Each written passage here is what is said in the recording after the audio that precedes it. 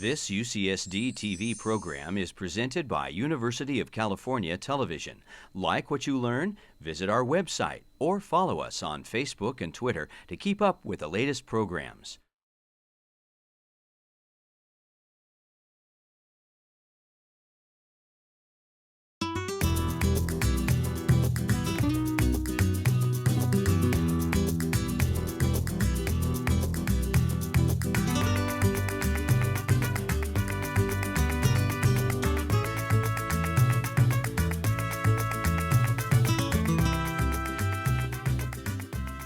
At this time, I would like to invite Deborah Riner to the podium for closing remarks on this great day. Ms. Riner is the Chief Economist for the American Chamber of Commerce of Mexico. Prior to joining the Chamber, she was Vice President of Bankers Trust Company and has been a guest scholar at several international organizations. She writes extensively on the Mexican economy and speaks regularly to businesses and professional groups. Thank you. Thank you. I think we'll all agree that it has been a fascinating and thought-provoking day. We've looked at what's happened in the past, and we've talked a bit about what the future might look like. I did not speak with Gordon before I wrote this presentation, but I think the metaphor does hold. What we've seen today and heard about today is that NAFTA has deepened a multi-layered, very complex relationship. We've talked about some of its economic aspects, about its human aspects, and about its geographic and physical aspects. There's no doubt, as a result of today's presentations, that NAFTA has been for the better for both countries. We've heard about the many reasons that that's true. Arguably, this is the most successful bilateral trade relationship ever implemented. It is worth, I think, underlining, though, that NAFTA opened the manufacturing sector of Mexico. Many other sectors, key sectors to the economy, remained closed, and the reforms that have been passed in the first year of the Peña administration are beginning to open some of those sectors that remained closed. Our panelists this morning painted a portrait of how business people and artists have occupied the much larger stage that NAFTA's created. This afternoon, we talked about what's playing on the stage now, and we talked a bit about, in this last panel, coming attractions. What I'd like to do in closing is take a look at some of the figures, as it were, of what's happened over this last 20 years. First of all, we can see that Mexico's exports have grown. Not only have they grown from $42.9 billion in 1993 to almost $300 billion in 2013, a nearly 7-time increase. What we see is that at the same time, the percentage of those exports going to the United States have actually declined. Between 1998 and 2004, about 88% of Mexico's exports went to the United States. Last year, 78.8% went to the United States. Obviously, still the most significant trading relationship by a large measure, but at the same time trade has grown, it's diversified. It's interesting to note that within this preponderance of exports that go to the Mexican exports that go to the United States, 3 states account for nearly 63% of those exports. Texas, 36% of Mexican exports go to that state. 13.7% of Mexican exports go to Michigan. California receives 13%. The story of growth of imports and diversification of source of imports is true, as it was. Imports are now nearly 4 times their 1993 level, from $45 billion in 1993 to $187 billion in 2013. However, what we see is that between 1995 and 2000, about 3/4 of Mexican imports came from the United States. Since 2006, it's been about half. 3/5 of imports came from the same 3 states. Of the U.S. imports, 43.8% were sent from Texas. California was second with 12.2%, and Michigan 4.8%. not all trade is beneficial. What we know, and this is another one of the elephants in the room, is that there are aspects of the bilateral relationship that are complicated and difficult. I think it's very clear, too, that we've seen cooperation on this front, most recently the capture of El Chapo, and that transnational problems require transnational solutions. It's as true of trade issues and trucking as it is in combating crime. If we look at direct foreign investment, this graph, which runs from 1980 through 2013, makes it very clear just how direct foreign investment took off with the NAFTA. In the 20 years before the signing of NAFTA, direct foreign investment in Mexico was $2.2 billion a year on average. The 20 years in which the NAFTA has been in force, direct foreign investment has averaged $20.3 billion a year. Not only has direct foreign investment soared, it's diversified in terms of country of origin. We have the figures by country of origin between 1999 and 2013. During that period, U.S. direct foreign investment averaged 48% of total foreign investment in Mexico. But if you divide that 15-year period into two, 1999 through 2006, you see that U.S. direct foreign investment in Mexico was 57% of the total, $12.3 billion a year on average, whereas between 2007 and 2013, the last 7 years, U.S. direct foreign investment was 40% of the total, $10 billion a year on average. If you look at the human face of the relationship, what you see is that fewer Mexicans are coming to the United States. In fact, the Pew Hispanic Center estimates that net migration flows to the United States might even be negative by this point. Just as we saw with trade being very concentrated in a certain number, a limited number of states, 3 in terms of exports and imports, we see that the Mexican or Mexican descent population tends to live in one of 5 U.S. states. 7 out of 10 live in either California, 4.3 million people, Texas, 2.5 million, Illinois, 711,000, Arizona, 524,000, or Georgia, 293,000. What we see here in this area is that the border is its own reality. It's a fascinating mix, and here in San Diego, I think you see it very well, perhaps better than anywhere else in the border, just how the two cultures merge and enrich each other. What you see is that 64.5% of all Hispanics in the United States are of Mexican origin. Only 35% of Hispanics of Mexican origin in the United States were actually foreign-born.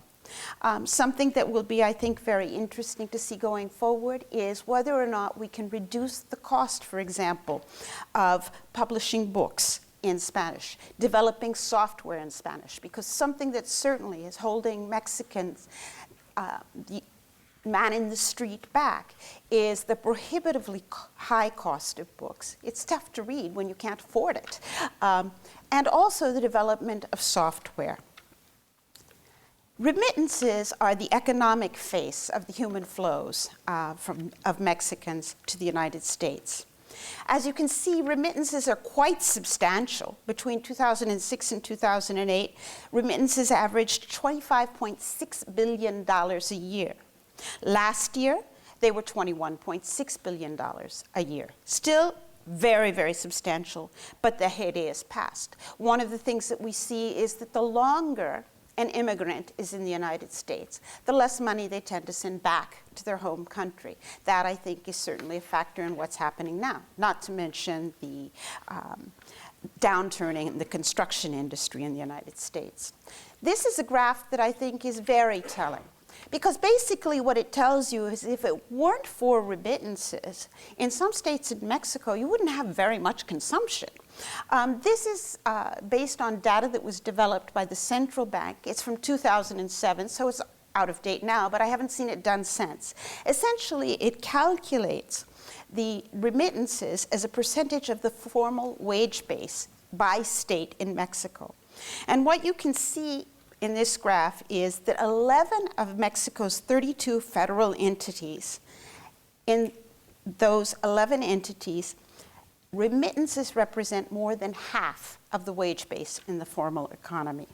A national average is 24%.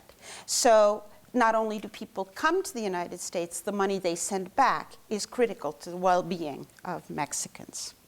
I also thought we should look at tourism briefly. Obviously, not all tourism is with the United States, but given the location of the two countries, it's quite significant.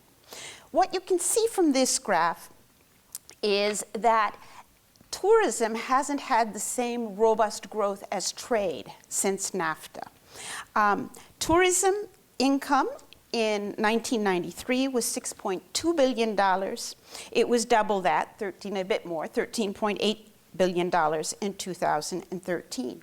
In terms of outgoing tourism from Mexico, you saw growth as well, $5.6 billion in 93, $9 billion in 2013. Significant, but not like we've seen with trade. If you look at not the income or outflows in monetary terms of tourism, but at the number of tourists who visit Mexico, what you can see is whether you're talking about incoming tourism into Mexico or outgoing tourism, Mexicans visiting the United States, it's really the day trippers, as it were, the people who go over the border for the day who count. What you see is that the total number of tourists visiting Mexico is down, and that the problem really is on the border. In 2013, there were 6.3% fewer tourists in terms of numbers who visited Mexico than in 1993. If you look at Mexicans visiting the United States, you see the same kind of thing, except it's even perhaps more dramatic. The total was down 21% versus 1993. What we've seen is that in terms of numbers, we topped out around 2000. Mexico began really opening to the world with NAFTA. It was a dramatic change in the paradigm that governed Mexican policy. It created a much closer bilateral relationship. It created a world-class manufacturing sector in Mexico, in spite of the fact that key sectors of the economy weren't open, and so the manufacturing sector in Mexico had to pay prices for things like telecommunications and financial services that weren't competitive on a worldwide basis. As a result of NAFTA, we have now a competitive regional and also national economies, both in the United States and in Mexico. The integration has been mentioned during the day of production platforms. Is really the automotive sector was the leading edge in that, but we're seeing it throughout the production process for goods. The opening continues. It's an opening that's based, regardless of the presidential administration, be it of pre-origin or pan-origin, based on the principles of commitment to free trade and to macroeconomic stability. Now we're looking west. We're looking at an environment in Mexico in which reforms are have been passed and will be implemented. Hopefully they will realize their promise, but that will foster competition. The idea is to build on the success of the last 20 years and take it further. I thought it would be interesting to look at Mexico's trade with the Asian TPP partners. What you can see quite briefly is the only way to go is up. If you look at total trade, Mexico's exports to the TPP Asian partners, in 1993, they represented 1.7% of total exports. In 2013, they represented 1.1% of total exports. In terms of imports from the Asian TPP partners, they were 7.1% of Mexico's total imports in 1993, 6.9% in 2013. And in both the case of exports and particularly of imports, they're heavily concentrated. They come almost entirely from Japan. So there's a lot of room for growth. If you look at direct foreign investment, the numbers are even more concentrated. Between 1999 and 2013, only 2.7% of total direct foreign investment in Mexico came from the Asian TPP partners. Japan was the source of almost half of that. And of the Japanese direct foreign investment in Mexico, nearly half of it came in 2012 and 2013. In conclusion, I think the bilateral relationship will continue to deepen and to prosper.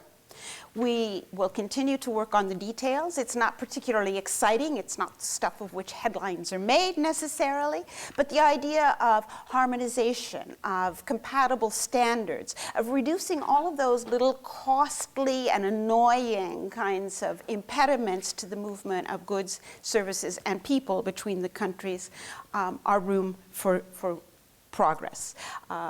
The initiatives that have been discussed in Toluca, the emphasis on education, all of that is to move forward. I think the opening of the energy sector allows us to consider new and innovative ways to use natural resources more efficiently. Borders no longer have to stand in the way of best use.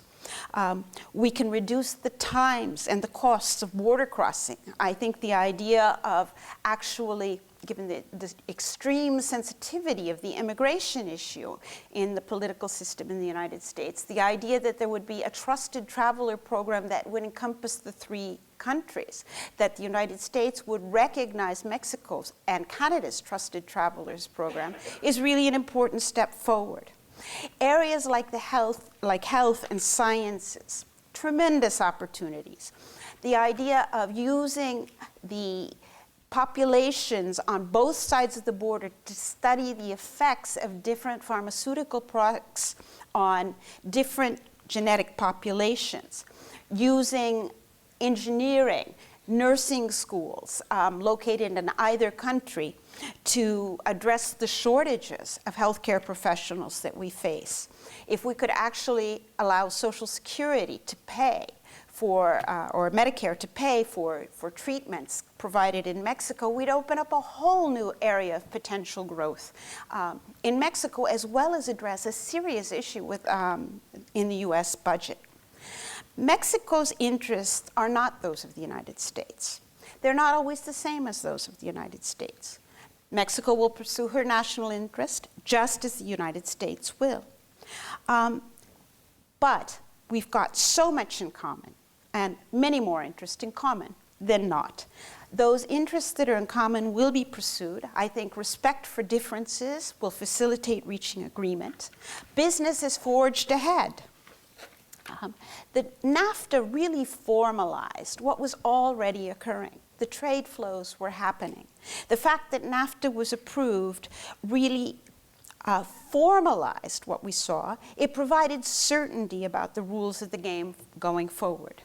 The movement of goods and people, either literally or imaginatively through films, literature, and art, is an ongoing and an accelerating process on the border. I believe that the question really is whether we want to take full advantage of this dynamic, fluid, creative, living reality or not. In fora like this, on an annual basis and on a daily basis at the U.S. Mexico Center and at IRPS, we are, I think, moving the bilateral, the trilateral, and the multilateral relationship forward. Thank you very much.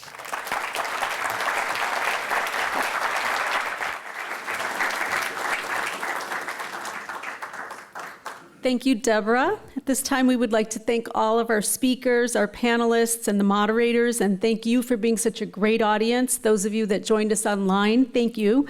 And we'd like to thank our sponsors, of course, because otherwise this would not have happened today. Sempra, SIMSA, Sunroad Automotive, San Diego Unified Port District, the Institute for International Comparative and Area Studies, the Smart Border Coalition, the Border Legislative Conference, and USED. At this time, we would like to invite you to a closing reception on the patio sponsored by Cerveza Tijuana and Baja California Secretary of Turismo with wine and beer tasting. We hope that you enjoyed Mexico Moving Forward. Hasta la próxima.